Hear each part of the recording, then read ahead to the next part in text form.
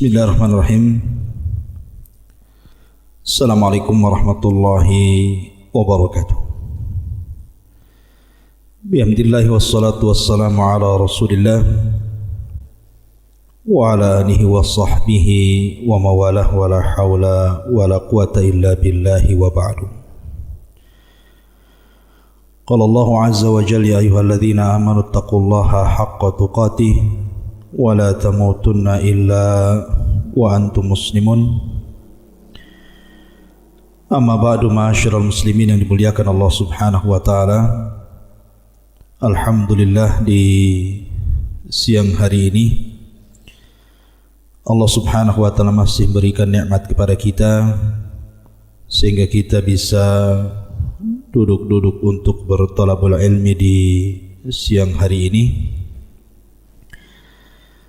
Dan pembahasan di siang hari ini kita akan membahas tentang kisah orang yang pertama kali mencatat Bismillahirrahmanirrahim. Kita tahu bahwa Bismillahirrahmanirrahim adalah kalimat yang sangat agung sekali dalam Islam, sehingga saking agungnya bacaan basmalah itu,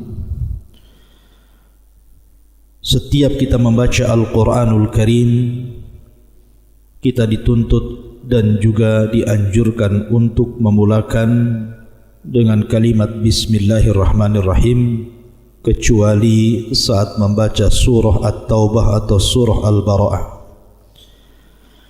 Karena ada yang mengatakan bahwa surah At-Taubah atau Al-Bara'ah itu bagian daripada surah Al-Anfal.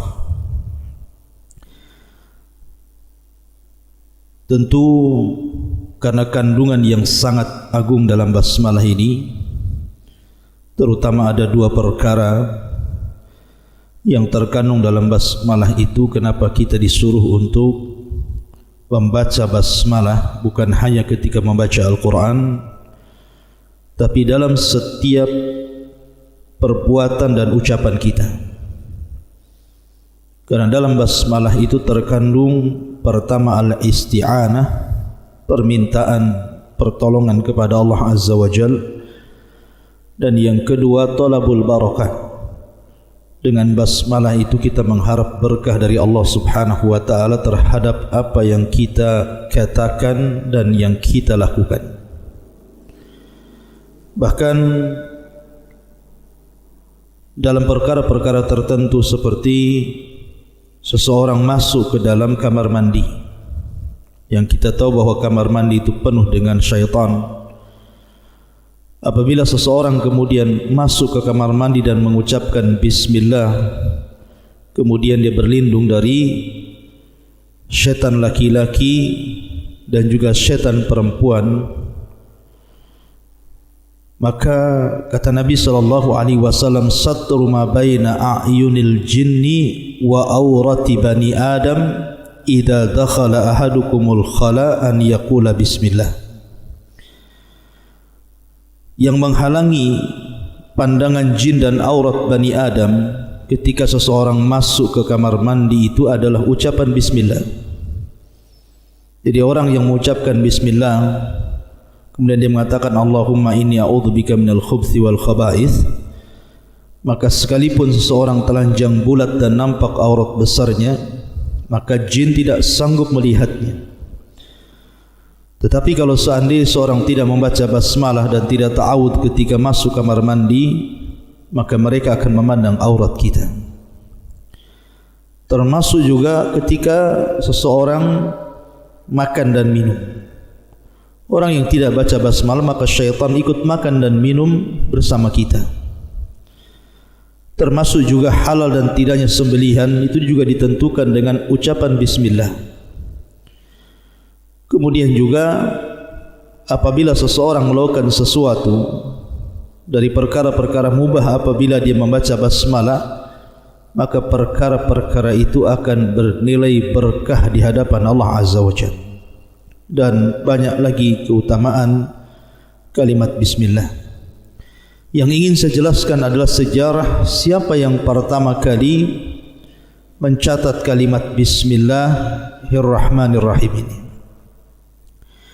Ma'asyiral muslimin yang dimuliakan Allah Subhanahu wa taala, disebutkan di dalam kitab Al-Awail yang dikarang oleh Ibnu Abi Asim Asy-Syaibani dari riwayat Abdullah bin Abbas radhiyallahu anhuma, dia mengatakan awal man kataba bismillahirrahmanirrahim Sulaiman alaihi salam.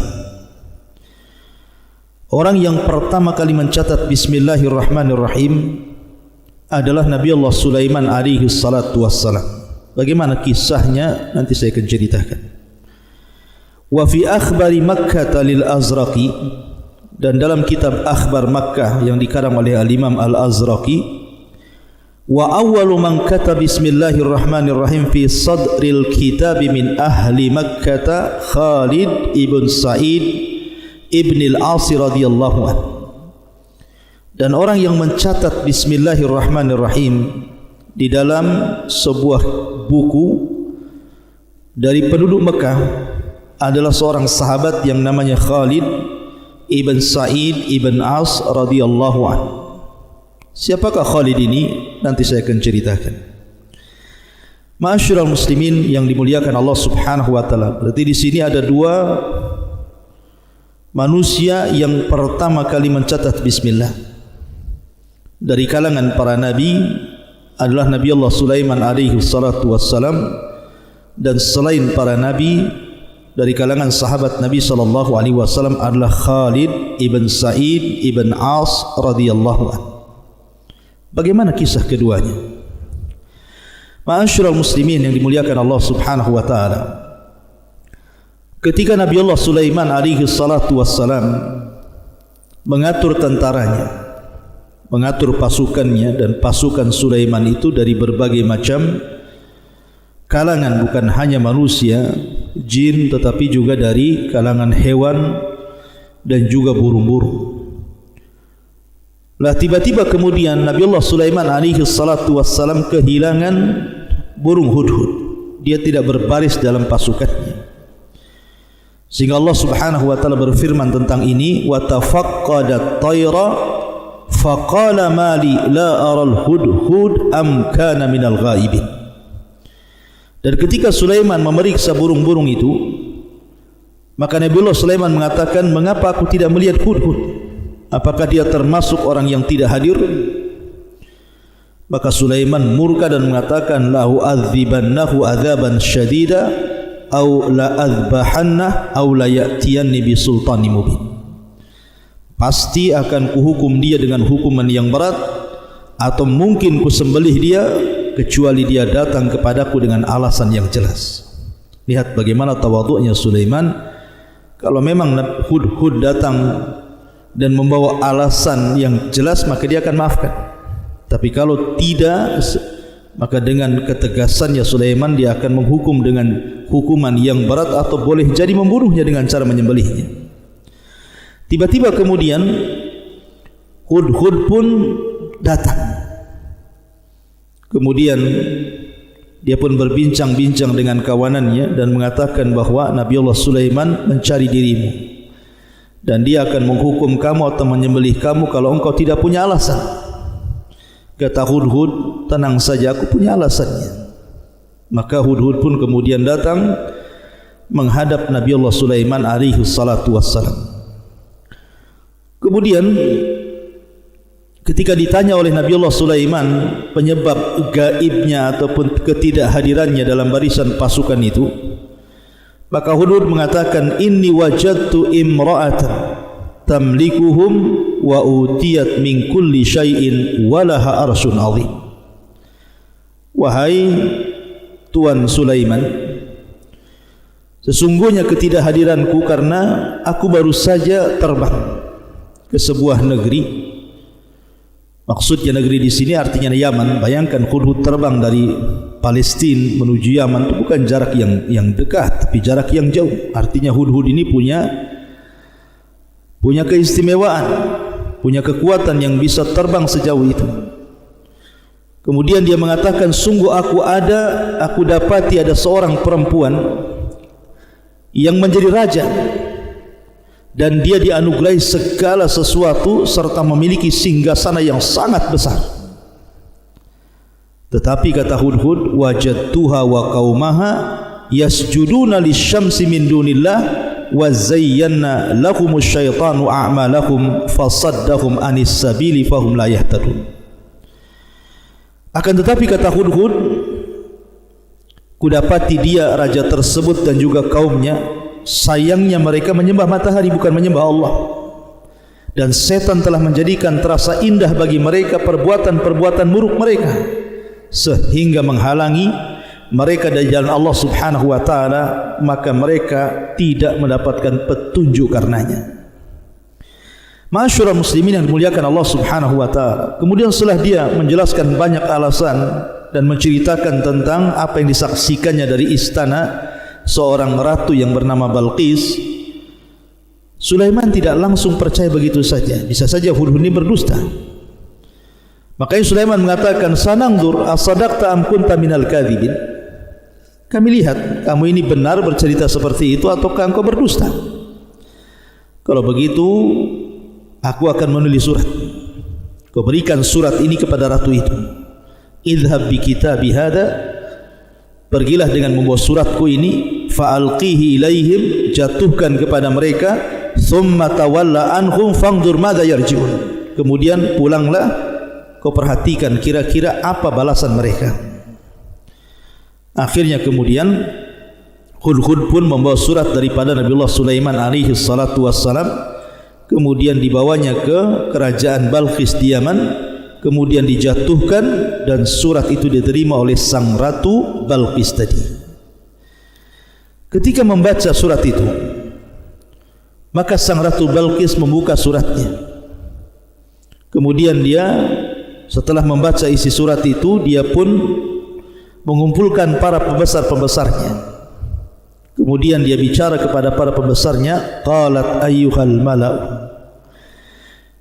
wahai para pembesar, inni ulqiya ilayya kitabun karim, sungguh telah sampai kepadaku sebuah surat, sepucuk surat yang sangat mulia sekali. Innahu min Sulaiman, sesungguhnya surat itu dari Sulaiman, yang isinya wa innahu bismillahirrahmanirrahim, dengan menyebut nama Allah yang maha pengasih lagi maha penyayang. Dari sini sejarah bismillah dimulai, di mana Nabi Sulaiman alaihi salatu wassalam menulis sepucuk surat kepada Ratu Balqis, dan dialah yang pertama kali meletakkan kalimat bismillahirrahmanirrahim, sebagaimana perkataan Balqis sendiri, innahu min Sulaiman innahu bismillahirrahmanirrahim. Sepucuk surat itu datang dari Sulaiman dan isinya dengan menyebut nama Allah yang maha pengasih lagi maha penyayang. Alla ta'lu alayya wa'tuni muslimin, janganlah engkau berlaku sombong terhadapku dan datanglah kepadaku sebagai orang-orang yang menyerahkan diri. Tentu kalimat ini membuat Ratu Balqis penasaran, apa maksudnya? Kenapa tiba-tiba surat itu isinya pengancaman terhadap dirinya?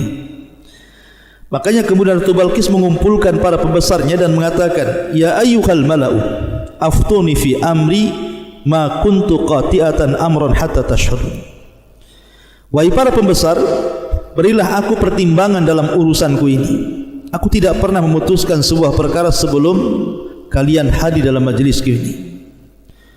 Tapi para pembesar ini mereka sombong. Mereka mengatakan, nahnu ulu quwwatin wa ulu ba'sin syadid wal amru ilaika fangduri madza ta'murin. Kami memiliki kekuatan wahai raja, wahai ratu, dan keberanian yang luar biasa untuk berperang. Kalau memang Sulaiman mengajak berperang, kita perang. Tetapi keputusan berada di tanganmu wahai sang ratu, maka pertimbangkanlah apa yang akan kau putuskan. Lah, Ratu Balqis ini orang yang berakal. Dia tahu akibat peperangan itu apa, sehingga dia mengatakan, qalat innal muluk idza dakhalu qaryatan afsaluha wa ja'alu izzata ahliha adillah kadzalika yaf'alun. Kita tahu bahawa sesungguhnya raja-raja apabila menaklukkan sebuah negeri, menjajah sebuah negeri, tentu mereka akan membinasakan semua yang ada di negeri itu, bahkan menjadikan penduduk yang tadinya mulia menjadi hina. Dan demikianlah apa yang mereka akan perbuat kepada kita. Sudah gini saja, kita berikan hadiah kepada Sulaiman ini. Kalau memang seorang raja pasti akan menerima, tapi kalau seorang nabi tidak mungkin dia terima hadiah ini, karena bukan itu tujuannya. Makanya dia mengatakan, wa inni mursilatun ilaihim bihadiyatin fanadhiratun bima yarjiul mursalun. Aku akan coba kirim utusan kepada mereka dengan membawa hadiah, dan aku akan menunggu apa yang akan dibawa kepada kita setelah kembalinya utusan itu. Maka ketika sampai saja hadiah itu kepada Sulaiman, Sulaiman marah dan mengatakan, atumiddunani bimalin. Kata Sulaiman, apakah kamu akan memberikan harta kepadaku? Fama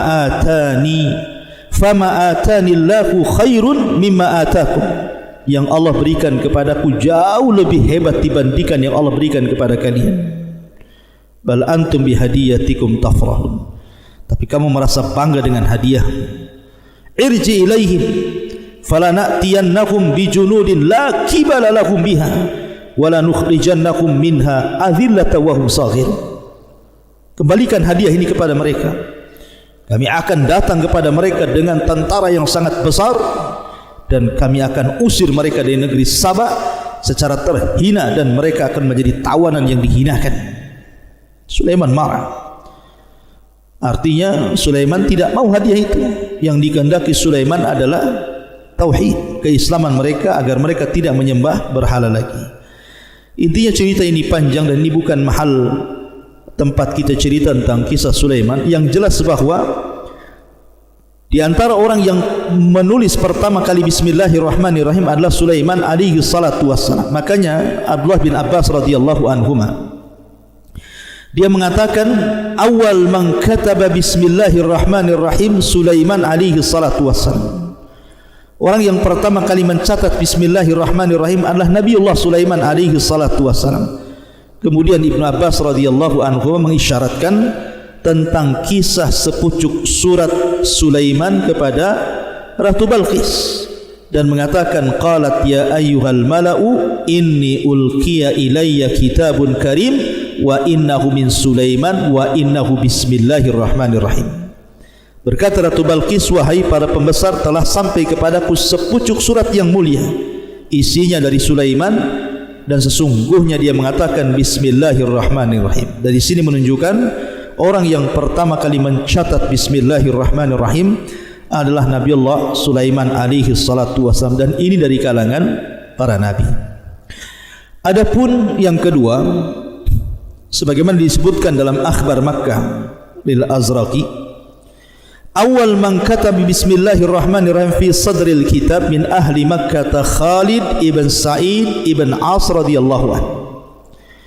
Orang yang pertama kali mencatat bismillahirrahmanirrahim di permulaan kitab adalah penduduk Mekah dari kalangan sahabat Rasul yang bernama Khalid ibn Sa'id ibn As radhiyallahu anhu. Siapa Khalid ibn Sa'id ibn As ini? Ma'asyiral muslimin yang dimuliakan Allah Azza wa Jalla, Khalid ibn Sa'id ibn As nasabnya adalah Khalid ibn Sa'id ibn As ibn Umayyah ibn Abdi Syamsi ibn Abdil Manaf. Ketemu nasabnya dengan Nabi sallallahu alaihi wasallam di Abdil Manaf. Adapun keislamannya, jadi Khalid ini termasuk orang yang ke-5 yang masuk Islam, ada yang mengatakan ke-6 yang masuk Islam setelah Abu Bakar Siddiq radhiyallahu anhu. Karena sebelumnya ada Khadijah, ada Ali, ada Zaid bin Harithah, ada Abu Bakar, kemudian baru Khalid bin Sa'id. Ada yang mengatakan orang ke-6. Artinya dia termasuk as-sabiqunal awwal, orang-orang yang mula-mula masuk Islam. Adapun sebab keislamannya, jadi Khalid ini sebenarnya dia anak daripada pemimpin kabilah, artinya bukan orang biasa, orang besar. Ayahnya itu seorang pemimpin besar kabilahnya. Jadi Khalid suatu ketika bermimpi, dalam mimpinya dia berada di ujung neraka. dan dia melihat neraka itu sungguh luas sekali, tidak ada yang tahu kecuali Allah luasnya neraka. Itu yang dilihat dalam mimpinya Khalid ibn Sa'id ini. Tiba-tiba kemudian dari belakang ayahnya mendorong dia ke neraka dan hampir terjatuh. Tiba-tiba dia melihat Nabi SAW mengambil sebuah benda, mungkin semacam tali atau kain, kemudian dilempar. Maka disambarlah kemudian oleh Sa'id ini, oleh Khalid ibn Sa'id, sehingga dia selamat daripada neraka itu. Jadi bapaknya yang mendorong, ketika dia hampir terjatuh, Rasul melempar sebuah benda, kemudian diambilnya, kemudian ditariknya, dan dia pun selamat dari masuk neraka. Itu dalam mimpinya. Kemudian dia terbangun. Setelah dia terbangun, dia menganggap ini bukan mimpi biasa. Makanya dia mengatakan innahu la ru'ya haqqun. Ini mimpi ini ajaib. Ini mimpi yang benar. Dari situ dia datang kepada Abu Bakar Siddiq radhiyallahu anhu, karena Abu Bakar itu temannya. Teman semasa jahiliyah atau teman semasa ketika berniaga dari Mekah ke Syam. Kemudian diceritakan mimpinya kepada Abu Bakar. Maka Abu Bakar Siddiq radhiyallahu anhu kemudian mengatakan, fa innaka satattabi'uhu fil Islam. Sungguh mimpi itu mengisyaratkan bahwa engkau akan mengikuti maksudnya Nabi SAW dalam agama Islam. Akhirnya kemudian Abu Bakar mentawilkan mimpi tersebut yang intinya bahwa Abu Bakar memberikan semangat kepada Khalid ini untuk masuk Islam. Maka Abu Bakar pun kemudian yang memang sudah masuk Islam mendatangi Nabi SAW bersama Khalid. Kemudian dia menceritakan kepada Nabi SAW dan dia pun bertanya, ya Muhammad, ila man tad'u? Wahai Muhammad, kata Khalid, sebenarnya apa yang kau dakwahkan ini? Maka Nabi SAW mengatakan, ad'u ilallahi wahda la syarikalah wa anna Muhammadan abduhu wa rasuluh wa takhla ma anta alaihi min ibadati hajarin la yasma wa la yubsir wa la yadhur wa la yanfa wa la yadri man abadahu mimma lam ya'buduhu. Kata Nabi SAW, aku menyeru manusia ke jalan Allah, semata-mata mentauhidkan Allah dan tidak menyekutukan Allah, dan Muhammadlah hamba dan rasulnya, dan memerintahkan kamu untuk mencabut dari peribadatan terhadap bebatuan yang tidak mendengar, tidak melihat, tidak mendatangkan madarat, tidak mendatangkan manfaat, dan tidak mengetahui orang yang menyembahnya. Kemudian Khalid mengatakan, fa inni asyhadu an la ilaha illallah wa asyhadu annaka rasulullah. Maka dia pun tiba-tiba mengatakan, aku bersaksi bahwa tidak ada sembahan yang berhak disembah kecuali Allah, dan aku bersaksi bahwa engkau adalah Rasulullah. Maka Nabi SAW menganjurkan kepada Khalid untuk menyembunyikan keislamannya dari manusia. Maka Khalid pun kemudian menyembunyikan keislamannya dan menjauh dari bapaknya, karena bapaknya sangat marah sekali ketika tahu bahwa Khalid ini masuk ke agama Nabi SAW sementara bapaknya adalah pembesar kaum. Maka bapaknya pun mencaci maki anaknya Khalid ini, bahkan menyiksanya dengan tongkat sampai kepalanya dipukul, bahkan pecah kepalanya. Dan dia marah dan mengatakan, ittaba'ta Muhammadan wa anta tara khilafahu qaumahu. Kau mengikuti Muhammad dan kau tahu bahwa semua kaum kita ini menyelisih dia. Kemudian kau tahu bahwa bagaimana Muhammad itu mencela Tuhan-Tuhan kita, mencela bapak-bapak kita, dan begitu seterusnya. Pokoknya marah sekali sampai akhirnya Khalid pun keluar dari rumah dan bersembunyi sampai ketika para sahabat hijrah ke Habasyah, barulah dia muncul bersama keluarganya kemudian hijrah ke Habasyah. Dan Khalid ibn Sa'id ini meninggal di zaman Abu Bakar Siddiq radhiyallahu an, dan bersama Nabi SAW dia pun banyak mengikuti peperangan, di antaranya Fathu Mekah, perang Hunain, perang Tabuk. Bahkan Nabi SAW pernah mengutus ke Yaman dan begitu seterusnya, dan banyak kisah tentang Khalid ibn Sa'id ini. Intinya bahwa dia adalah seorang sahabat Rasul yang pertama kali mencatat bismillah di Mekah. Tidak ada satupun yang menulis bismillah kecuali dia. Dari sini menunjukkan bahwa orang yang mencatat bismillah dari kalangan para nabi adalah Nabi Allah Sulaiman alaihi salatu wassalam, dan dari kalangan para sahabat Nabi sallallahu alaihi wasallam Khalid ibn Sa'id radhiyallahu anhu. Ma'asyiral muslimin yang dimuliakan Allah Subhanahu wa taala, ini di antara kisah sejarah kapan orang yang mencatat Bismillahirrahmanirrahim. Dan sekali lagi bahwa bismillah ini kalimat yang penuh berkah. Jangan sampai kita meninggalkannya, baik antum ketika mencatat, menulis, berbicara, bekerja, jangan lupa bismillah. Termasuk juga di zaman wabah seperti ini. Ketika Anda keluar dari rumah kemudian ke kantor, keluar dari rumah kemudian Anda bekerja, kalau Anda baca basmalah, kita tahu bahwa wabah ini, COVID-19 ini, kita tidak tahu siapa yang akan kena. Karena tidak memilah dan memilih, baik Anda orang kaya, orang susah, pejabat, rakyat, semua kena. Tapi yakinlah ketika Anda keluar dari rumah membaca basmalah, karena ba dalam bismillah itu isti'anatan lillah. Kita meminta pertolongan kepada Allah Azza wa Jal supaya kita selamat ketika keluar dan selamat ketika kembali. Dan itu tidak lain karena pertolongan Allah Azza wa Jal. Karena bagaimanapun setiap pekerjaan itu ada risiko. Risiko kecelakaan, risiko permasalahan, termasuk juga tersebarnya wabah, risiko di zaman sekarang. Maka dengan kita membaca basmalah ketika keluar dan bertawakal kepada Allah Subhanahu wa taala, bismillah tawakkaltu 'ala Allah, maka yakinlah bahwa Allah Subhanahu wa taala akan melindungi kita dari setiap bala dan wabah ini. Yang kedua, ada berkah di dalamnya. Sebab orang kalau bicara, sebelum bicara kemudian dia baca basmalah, maka berkah ucapannya itu. Kalau Anda bekerja kemudian mendapatkan hasil yang sedikit yang biasanya dapat hasil banyak, boleh jadi yang sedikit ini lebih berkah dibandingkan hasil yang banyak. Artinya banyak keistimewaan basmalah itu. Oleh karena itulah maka jangan tinggalkan membaca basmalah dalam setiap apapun, karena di dalam basmalah itu ada isti'anatan lillahi wa talaban li barakatillahi azza wa jal. Subhanakallah bihamdika asyhadu an la ilaha illa anta astaghfiruka wa atubu ilaik. Allahu ta'ala. Assalamualaikum warahmatullahi wabarakatuh.